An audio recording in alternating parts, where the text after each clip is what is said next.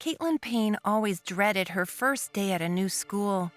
There were the big things like meeting new friends, the new teachers, learning new hallways. And there were the small things like getting a new locker, the smell of a new place, the sounds it made. More than anything, she dreaded the stares. She felt that everyone in a new place always stared at her. All she wanted was anonymity, but it never seemed meant to be. Caitlin couldn't understand why she was so conspicuous. At 5'5", she wasn't especially tall, but with her brown hair and brown eyes and normal weight, she felt she was average, certainly not beautiful like some of the other girls. At 18, she was a bit older, but not enough to make her stand out. There was something else. There was something about her that made people look twice. She knew deep down that she was different, but she wasn't exactly sure how.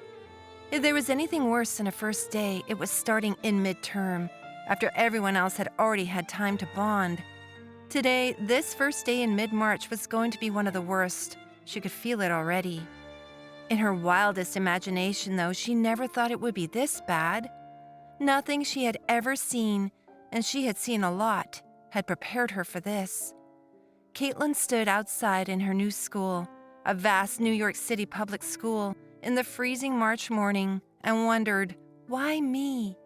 She was way underdressed in just a sweater and leggings, and not even remotely prepared for the noisy chaos that greeted her. Hundreds of kids stood there clamoring, screaming, and shoving each other. It looked like a prison yard.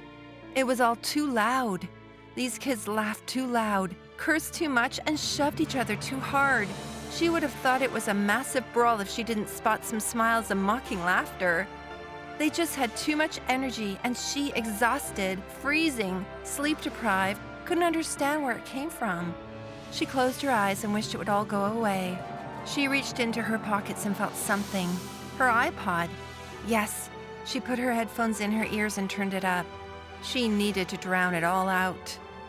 But nothing came. She looked down and saw the battery was dead. Perfect. She checked her phone, hoping for some distraction, anything. No new messages. She looked up. Looking out at the sea of new faces, she felt alone. Not because she was the only white girl. She actually preferred that. Some of her closest friends at other schools had been Black, Spanish, Asian, Indian, and some of her meanest frenemies had been white.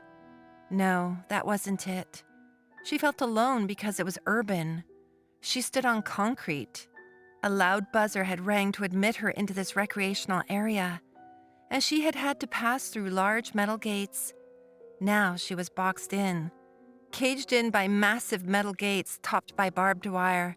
She felt like she'd gone to prison.